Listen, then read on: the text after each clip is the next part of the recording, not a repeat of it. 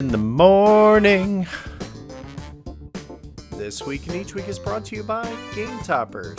Upgrade your gaming experience at GameToppersLLC.com. Welcome to Game All Night.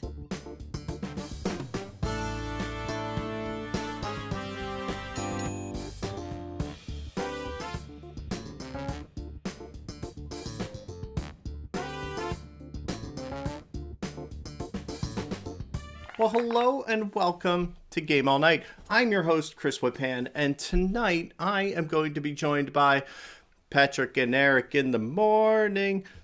How is it going tonight? Hello. So we have Patrick Buscemi and we have Eric Hillier. Wait, did I get that wrong? It's Patrick. No, Close enough. No, it's Eric Buscemi and Patrick Hillier, ladies and gentlemen. But you might know them as the magical morning duo of Patrick and Eric in the morning. So anyway, you've been on the show probably more than Eric at this point because you've been on doing our puns for us. My goodness, has it been a year and a half already?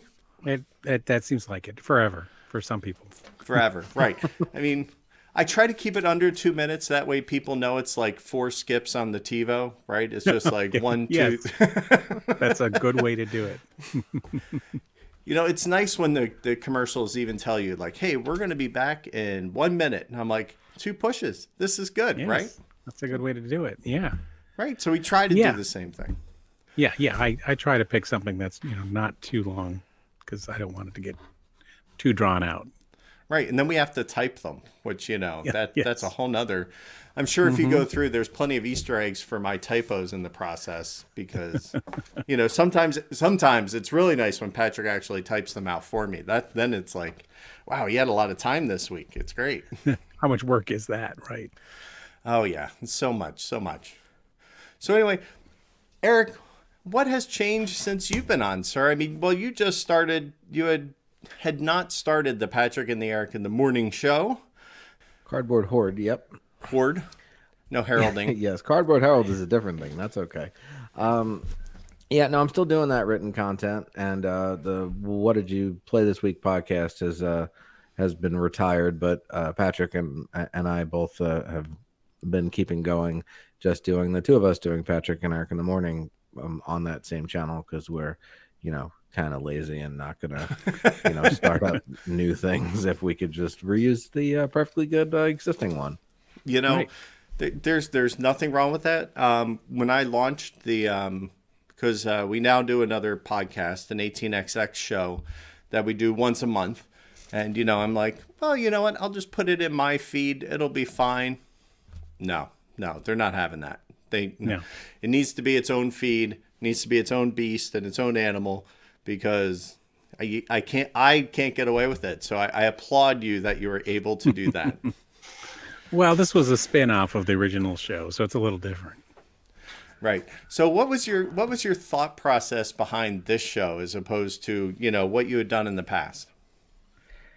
Well, for me, my biggest complaint about doing the What Did You Play This Week was that it was mostly solo segments, which is fun to listen to, but just in doing them, it's tough to just talk by yourself or talk to yourself for a whole 5, 10, 15-minute segment.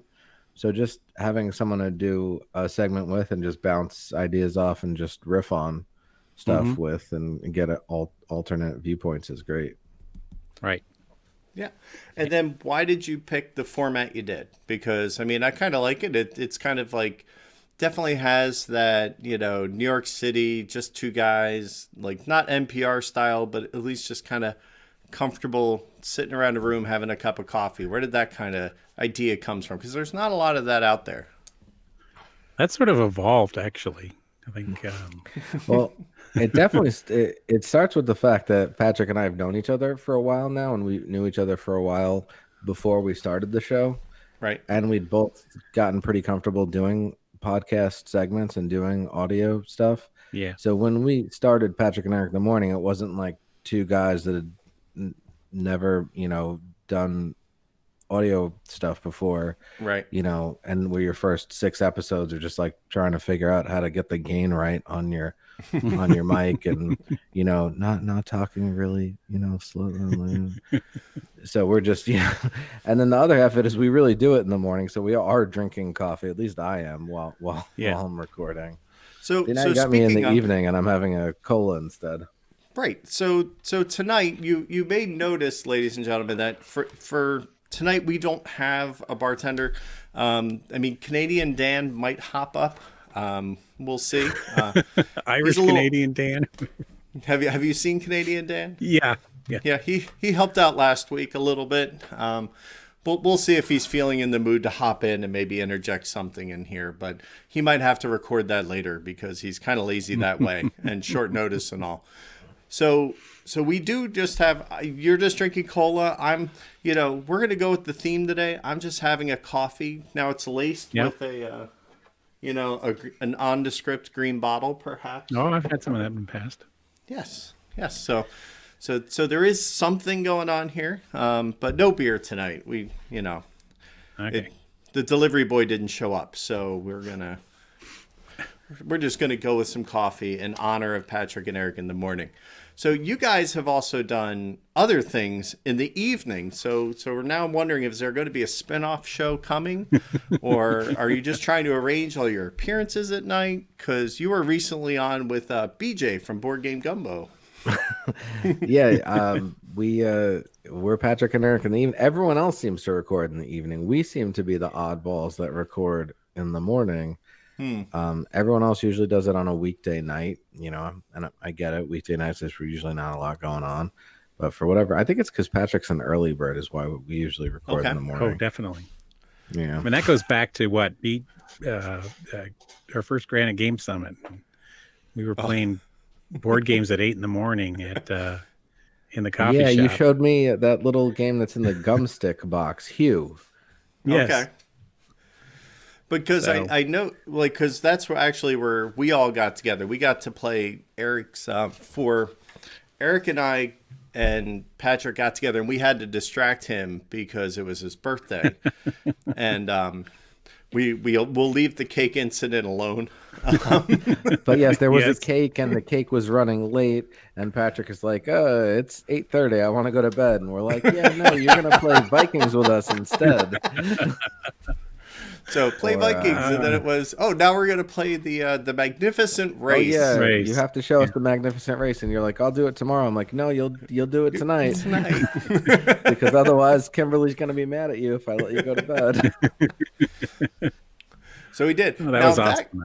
That was a very fun game. I mean, I was actually just before you hopped on, Eric and I were talking about how Granite Game Summit. I played like 3 completely old games. Yeah, because we played that. We played the Inventors, which now sits over in the game room over there somewhere. Yes. And then we also played. What was the Bermuda other thing? Triangle. Yes, We played Bermuda Triangle. very strange with the storm that was going around the middle. It just gobbled up all my ships. It was not. Yeah. Did not end well. But It doesn't end well for anybody. I forget who won, but basically it's who didn't lose, I think, is actually who wins that Yes, game. that's the way that game Who works. lost the least? Yes. But it was a lot of fun. So you guys, let's see, the other time we'll get together, Origins, because that's more local for you, if I'm not correct.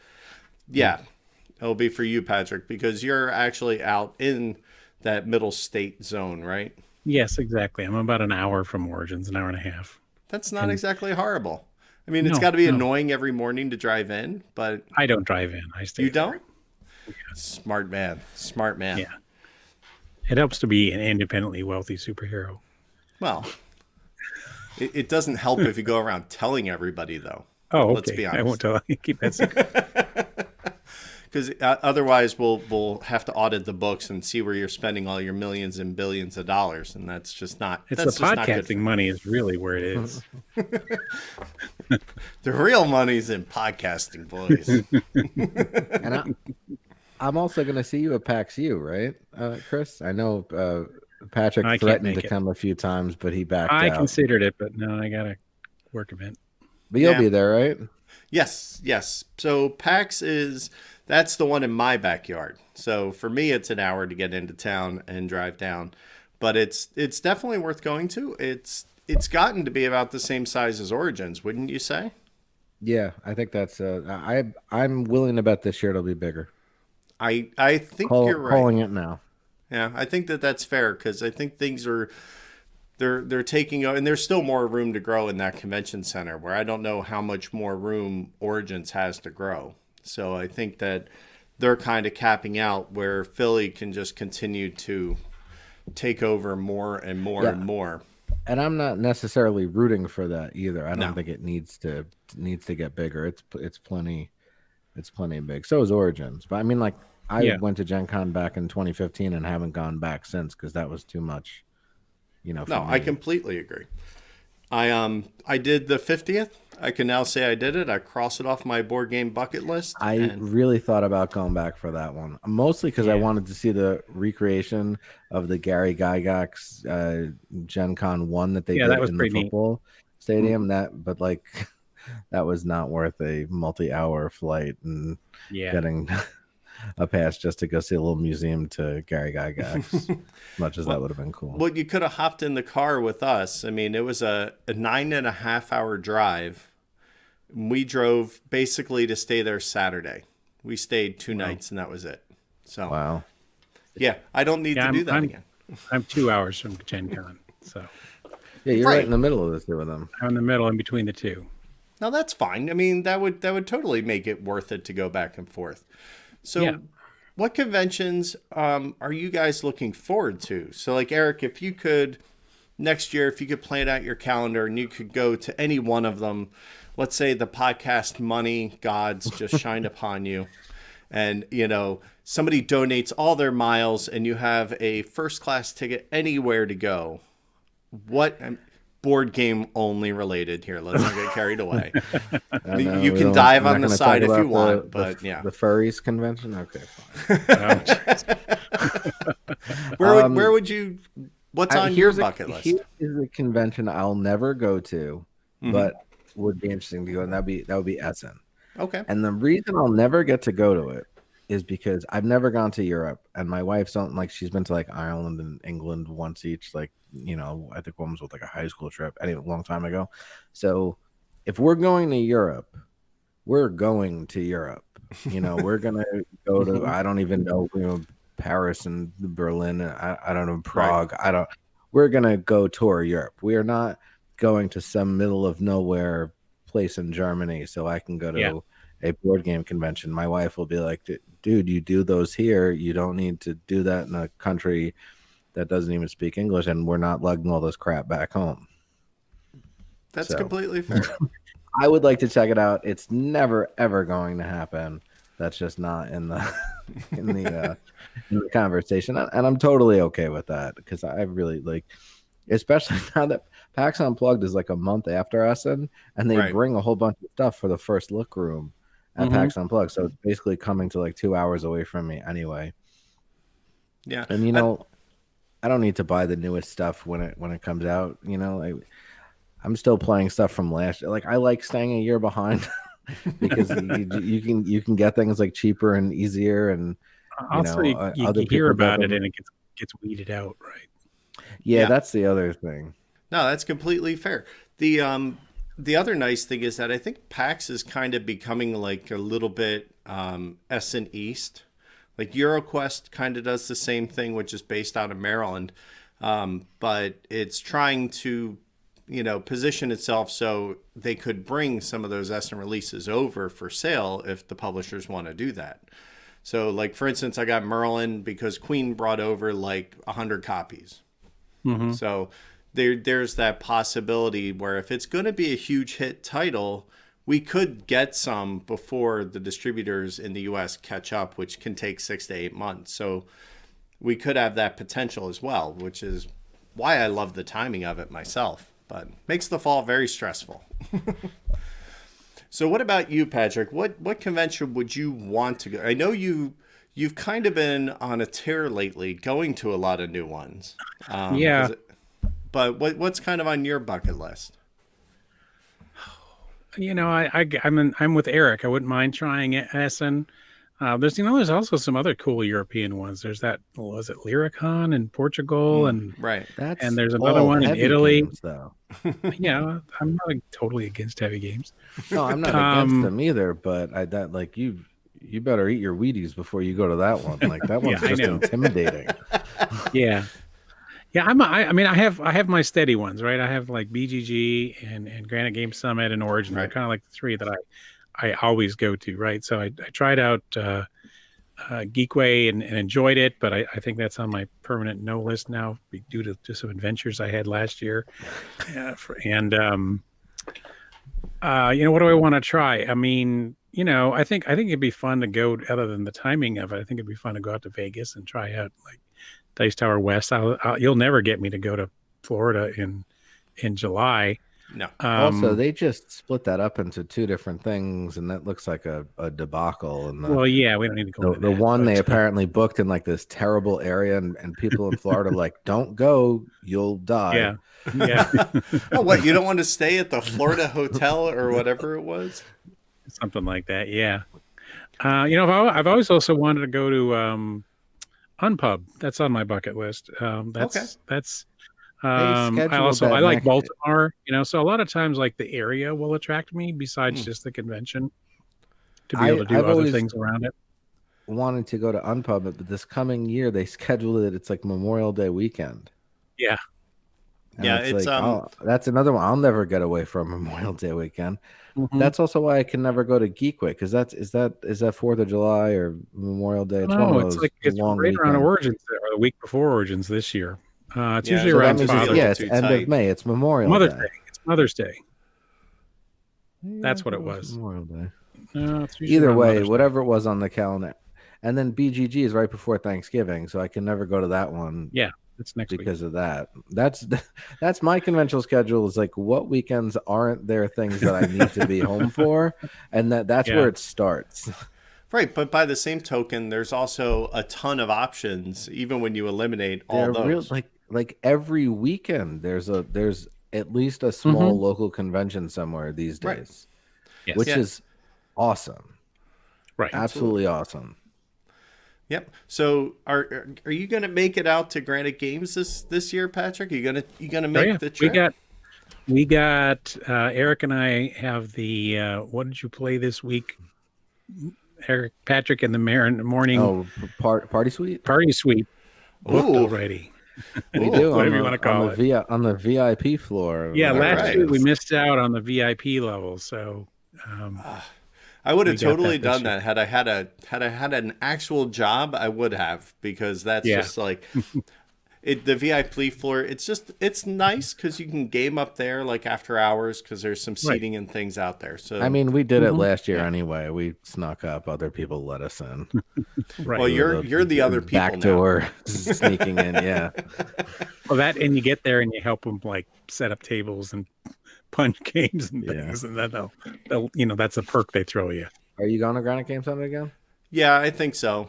Because to be honest with you, even though it's it's not free, it's still very affordable because the ticket prices are very low. The hotel's not super expensive, and it's completely drivable. So for us, it's like 4.5 hours. It's not bad at all. Mm-hmm. And I had a blast, even though when I left, there was like 6-8 inches of snow, which made the drive home fun. But I'm sure it made flights even more fun, but the drive was not hard. I just snuck out of there before it got ugly. So you know what? I think this is going to be a great time to take a quick break. So Patrick's here. So I'm a little confused as to who's going to do the pun. So I don't know. We're just going to have to solve that problem when we get to it, which is going to be right about now. Pontifications, read by Chris Michaud. So I was talking to my friend the other day, and they asked me a weird question. They said, Chris, which 3 board games do you think belong on the periodic table of elements? So I sat back and thought about it for a moment, and I said, well, there's Twilight Imperium, there's Mysterium, and there's Monopoly. And my friend gave me a puzzled look and said, I get the first 2, but why Monopoly? and I looked them dead in the eye and I said, "Because it's pure gold, baby."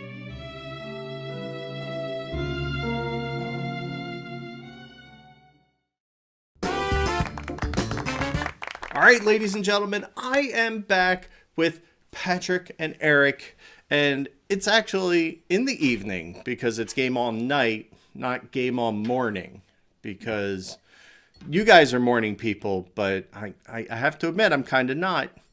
So when you say you guys record in the morning, how early is early? Oh, I'm not a morning person. That's a horrible misnomer. There's been times when we started just before noon. Yeah. Just to be clear on that, but it is the weekend. Now, is that noon your time, or is that noon Patrick's time? Because we're both Eastern. It is. Oh, you're still even Eastern? though he's in the middle of the country, he's actually not, because Ohio. I'm right people on just the edge think of the Eastern time zone. you are on the edge. You bet. Keeping it edgy.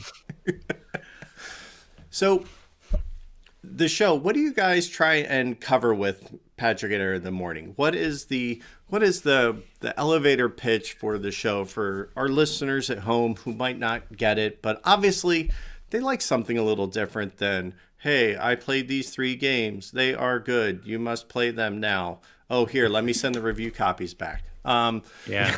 So, what's the general philosophy here? We usually have a topic. A topic? Okay, that's a good start. Well, what we don't do is review games. Okay. No. We don't review games, and we don't really often talk about what we played recently on the "What Did You Play This Week" channel. But yeah, it's usually a rough topic that allows us to talk about a lot of games that fit in some broad category. Mm-hmm. Okay. Right. I think our goal is to keep it under half an hour, or roughly half an hour of each show. Occasionally something will go a little longer than that. And I mean, we're talking like 35 minutes. Right. We go over. And then you just push the topic to next week, right? That's fine. Yeah, that's happened. We've actually just wound up ranting about Kickstarter for 30 minutes one week, and then realized we were supposed to talk about expansions. And, I think, yeah. And that's now going to be next week's episode. Right. and that's the other thing that the show has is there's just there's a sort of a format of that, but there is no other format. Like, next week isn't next week. Next week could be 2 weeks or 3 weeks, or it's whenever we record when we're free on Saturday morning. And then when I feel like editing it and pushing it out is when it gets out. And I don't want people saying, emailing me or texting me saying, "Where's the show? It's Monday morning and the show's not here at 9 a.m. like other podcasts regularly issue their show." We are a happy little accident. That's where like the Barbara chill podcast just happens when it happens. Right. You're not so regular that if you miss launching the episode, your fans are going to send first responders to your house, fearing that you might be lying on a carpet somewhere. And the other reason for that is I don't know how to use the scheduling function in Libsyn, so they just go out when I push the button, because you just need to go one more tab, Patrick. It's just you don't use that quick publish, but I'll figure it out one of these days. Or not, because that's the whole. Like, if you take one thing away from this, is that we're not ever going to take it seriously. We're not trying to monetize this. We're not trying to, climb some ladder to success in this. We both have successful careers, and this is just something we do as a goof because we enjoy, chatting with each other about our hobby. Right. So I'll start with you, Eric. How do you feel about the hobby growing and becoming more mainstream? Because as we sit here, I think the last episode of South Park had, Board Game Geek was mentioned on it. They were playing Ticket to Ride and Twilight Struggle, all this stuff. Glad I'm going to go on a tangent. I'm so glad you brought up South Park, because South Park was big when I was in college. Right. It was the edgy thing, and the year 2000, and even a little before. Yeah, no, even in the late 90s, right? I think so. Yeah, I think I might have started in 90, 96 or 98. Anyway, it's old now. Right. It's like and the only reason we're not saying it's older is because The Simpsons is still putting out stuff. Somehow, Simpsons right? is screaming, "Get off my lawn!" Disney Plus just came out, and I just looked and like, oh, the first 33 seasons of The Simpsons is on there. Yes. Wow. Anyway, so like South Park's only 20 something years old or whatever at this point, but like no one watches South Park anymore, right? Like, do you know anyone that watches it? Like, I watched it 20 years ago or 15 years ago, whatever it was. But like, I don't know anyone that watches it. But every time because they've made a few board game references. Right. Like on one episode, like one of the kids' shelves had some board games on it. But this latest one, it was like all about board games. And all of a sudden, like everyone was like, "Oh, it's on South Park." I'm like, "Yeah, but no one watches that anymore, right?" Like, we're caring about this now. It's like it was on a billboard on the highway that no one ever uses anymore because there's now an expressway next door. Right.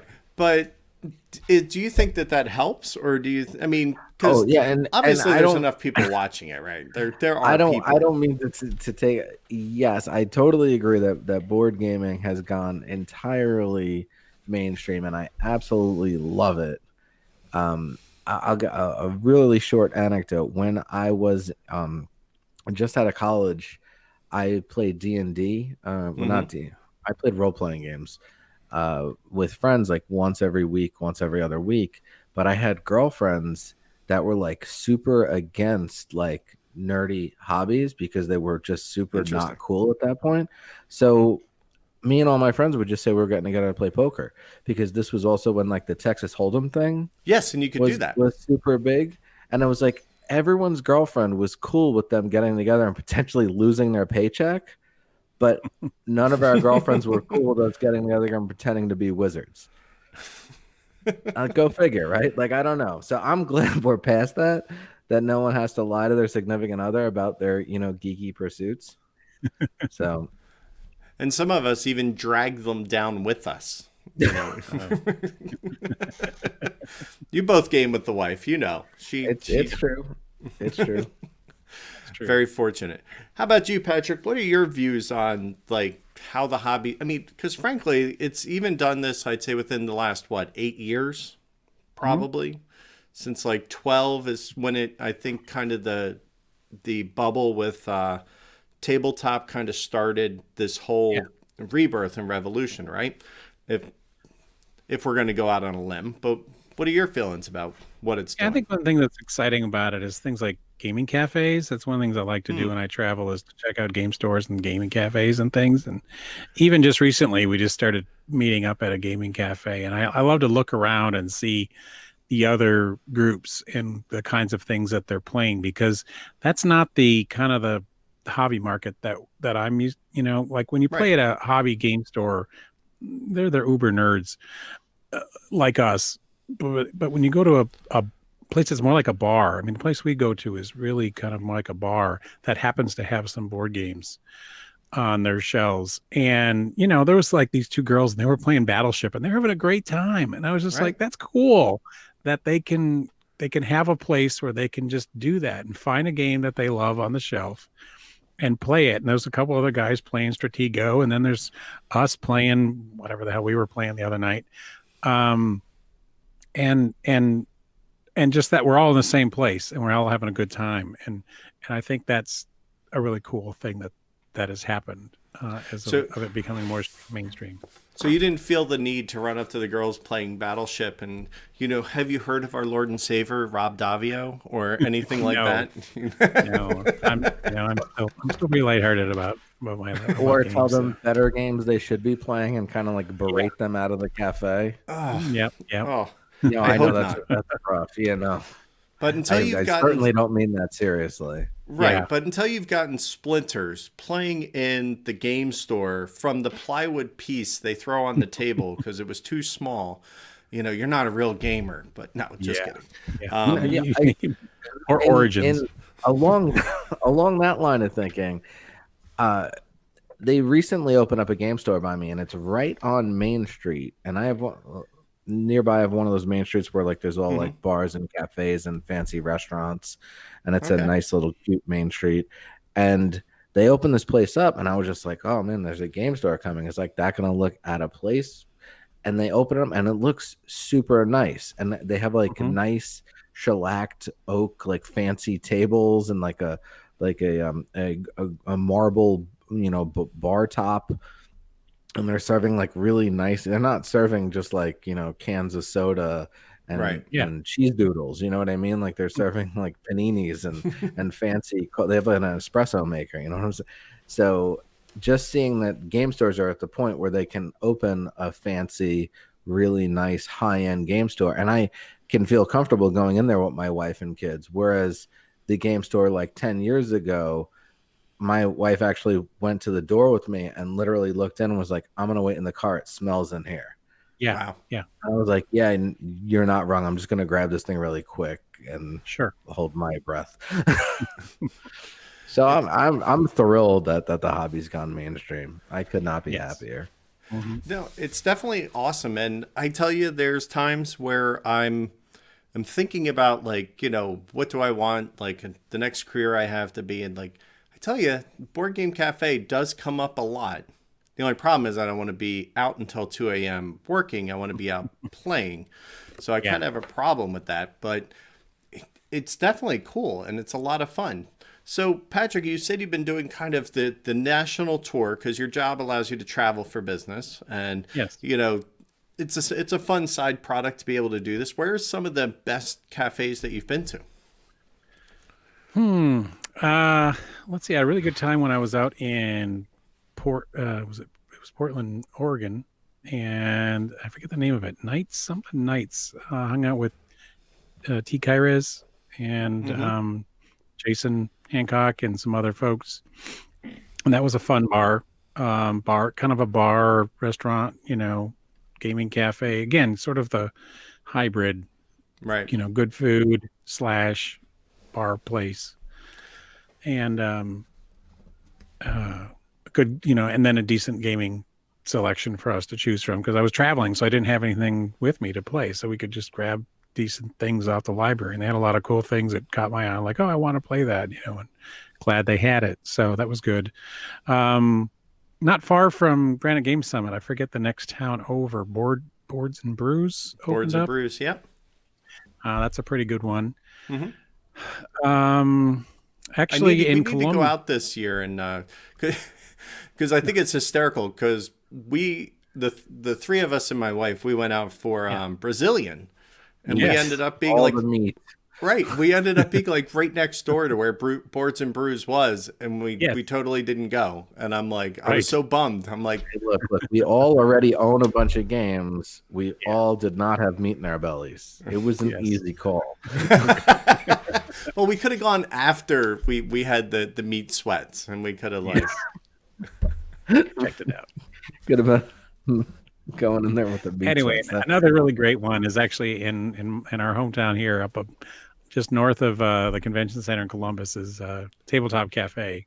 Okay, which is a really great, really clean, really friendly tabletop gaming cafe. So now we're going to get into some economics of running board game cafes because, you all have more experience going to them than I do. I've been to literally a handful, maybe a couple. What do you see as kind of the prevailing model for these? Is it because I used to be like a pool hall rat back in the early 90s. So when you used to go and it would be like, $8 an hour for a table and you just could play pool on that table. So I kind of figured like, hey, that could work for a board game cafe too. But, then other people are like, oh, some people charge cover, some don't charge at all. How do you see it actually working out in the real world the best? I have found that if the store doesn't charge a cover, they only can survive if their model is selling Magic, Yu-Gi-Oh, Pokemon, Hero Clicks, those sort of Warhammer. The lifestyle games. Yeah. Okay. So I found you're either going to go to a store that's a lifestyle store and then you're going to be the guy playing the weird Euro game when everyone else around you is playing tournament, level of these card games with their sleeve card. And like, nothing against that. I used to play Magic the Gathering, not ever in tournament, like in high school cafeteria, but or you're going to go to a store that's like a board game cafe, and you're going to pay to get in, and then you're going to have also pay for snacks and then what they sell. But the key is that they have a good library, because if you're paying to sit down, right, they have to be able to provide you with games you may not normally have a chance to play. Sure. And some new stuff and some classic stuff, and they have to have like good food and drink, right? I mean, okay. Yeah. That's my take on that. Yeah. Well, here in Dayton, we had two at one time. We had a cover place, and then we had the D20, which is still here, which is the bar that also has games. And that survived, and the cover place didn't, and I think part of their problem was location, but also I don't think people wanted to play the cover. And part of that was because of its location, you wanted to just be able to pop in for a short period of time, and they didn't have like a short period cover and a long, you just had this high cover for thinking you were going to be there all night. And what if you only wanted to be there for a short period or whatever? So that cover thing is kind of awkward. Whereas like when we were out in Oregon, it was more of a, you were expected to buy so many items or something like that. I can't remember how it worked, but if you're going there with the expectation that you're going to be eating dinner and playing games, and you're expected to buy a certain amount of food, I think that's the way to do it for me. You go there hungry, right? And you're going to be buying the bar food because you're at a restaurant, and that's how they're going to stay open. Yeah, I mean, having a full service restaurant and bar is that's another model too. That's right. Now you're getting past cafe into like full service, right? Then they're making their money. I mean, get a little place more can make its money steaks on and lattes alcohol style, right? alone. Yeah. I've been to Snakes and Lattes too, and that was the same sort of thing. They had a cover though. But we were there 6 hours or something. So, and then I also think they're that very was smart, expensive. but they're also very smart about their locations, because they tend to know to be in high foot traffic areas, college towns. Like they try and hit all the boxes, right? Yes. Yeah. So I always wanted to do, like, my board game cafe was going to be a little more catered toward the layperson, and maybe have a couple arcade games in the corner, have tables, and then have like a little cafe loungy part in the front with some sofas. Like, it's kind of what I always kind of envisioned it being, with some light sales of some easy movers. Like, get Ticket to Ride, put just one, the things that are going to just kind of move. That could work. Yeah. I don't know. And I think you're definitely right I'm about not a businessman. All the successful ones that I've seen have been on a main street where people are walking around, right? That kind of thing. Like there's one right outside NYU in Manhattan that's pretty well known, called the Uncommons. And not only is that in Manhattan, it's right in front of NYU, so it's getting that. College kids go there and weekday nights and stuff like that. Yeah, Boards and Brew is right on a main street next to a bunch of restaurants. Would get a lot of foot traffic. People, they go to the restaurant next door and then be able to walk in and play a board game. Right. I mean, it makes a lot of sense to be able to try and have, you need that foot traffic, because not everybody is just going to, we need to go here and do this thing. You need people walking by who are getting curious as to what actually is going on inside. Like, I think that's kind of what we need. Even in town where I am, I've gone out to dinner with my wife. We had a babysitter one night, and then we finished dinner and we're like, oh, we don't have to go home yet. Like, what are we going to do? And it's like, oh, we're right across the street is the game cafe. I want to have a cup of coffee and play a 2-player game. And boom, we learned the new Azul, which is now not the newest, but the middle Azul. Third time's a charm, and the original's still better. I do like the original better than the stained glass one. I have not yet played the rhombus shaped one. The ramen one? Well, rhombus, so diamond, the diamond shaped one. I think the problem with the Azul thing is that it's also the same thing that kind of Queen Domino did for King Domino. It's like King Domino is just sleek and it's quick and it's fun. The beauty of the game is the elegance. Right. And So when you start, let's remove that with some complications, and then you've lost the beauty of the game. right. I mean, really, how many people are saying, you know what, Azul's too light for my group, we'll never play it. You know, it's too light for my group, but it's a great starter, ender, Also, if it's filler. too light for your group, you probably already have great heavier games that you want to play, Right. not a heavier Azul. Right. That exactly, right? It's just like Azul kind of, you're exactly right, because you're either going to play the heavy stuff, or I'd rather just have Azul that I can, you know, I took it down to Atlantic City and we played it in the middle of a casino food court the other day, you know, just because it travels and it's easy to deal with. Just don't lose one of the tiles on the floor. It's not fun. Don't want to be crawling around a casino floor looking for a tile. But that's just my 2 cents. So, gentlemen, do you have any topics coming up? Like, how do you source the topics for the show? Because, like, what can we expect, you know, before Twitter year's DM. end? It's definitely Twitter DMs. We're just like, hey, we're running low on time. And Patrick does some back end bookkeeping. He's created some documents, and we have a list of just potential ideas. And like recently, we just been on a kick where we've been brainstorming like designers where we've both played a lot of their games. Okay. So we could have enough of an interesting conversation. Like we did one. I think we both discovered we liked Cathala, and that started the concept of who are designers we could talk about. But like obviously, like we're never gonna have a half an hour discussion about Carl Chuddick because I've played Glory to Rome once, and I've never played any of his other games. So like that one's going to cross that one off the, you know. Yeah. So, and then also this is good in a way because like we were like, well, let's talk, you know, Kiesling and Kramer, and now it's like, yeah, all right, I'm gonna try and find someone in my group to lend me Heaven and Ale or play it with me, you know, or it'll give me an excuse to go seek out some games that I may have missed, and you know, and even older titles than that as well. So that'll be right. So we have a fun excuse. We have 2 or 3 designers. Knizia, like I want to play Raw before we talk Knizia. Yeah, that would that'd be one of his seminal games. And I also know I'm gonna like it because I love auction games. I love modern art. So. And then we talked about doing heavy games, but I think I've got one on that list. So yeah, Patrick is like, you know what? Well, let's not do heavy game. And this is the guy that was just saying he wants to go to Lyricon.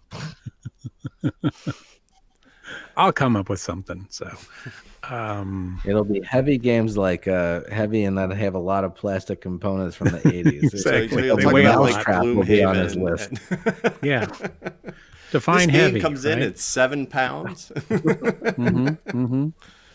I just got the new the Suburbia Collector's Edition just showed up. Yes. Looks like it's the size of a cow. I just got my shipping notice. Yeah, that thing's a beast. It's like 8 pounds. It's huge. Absolutely huge. There you go. So speaking of, if people want to find you guys individually or the show in general, where should they look? And I'll start with you since you're farthest away from me, Eric. I'll start with you. Well, I can be found lurking on Twitter at Eric Buscemi, and the show can be found on the Punchboard Media website at punchboardmedia.com, /WDYPTW, probably. Nice. That's a lot of initials. That's impressive. We're thinking. If you go to the Punchboard Media site and you search for Patrick and Eric, you can find us. There you go. I promise. Absolutely. And Patrick, where can people follow you if they want nonsense and cat pictures?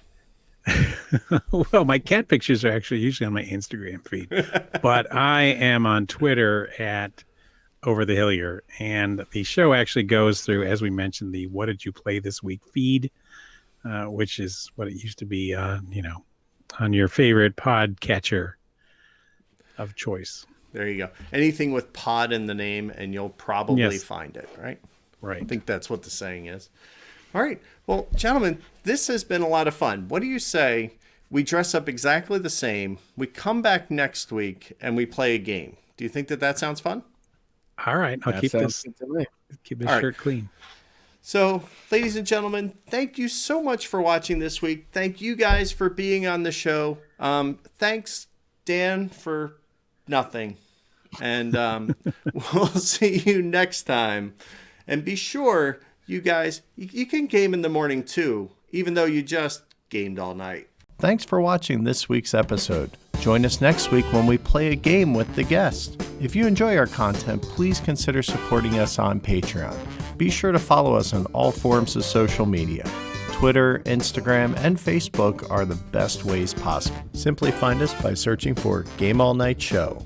And of course, check out our website at gameallnightshow.com. This week and each week is made possible through the generous support of donors like these. Be sure to subscribe below and check out our latest videos.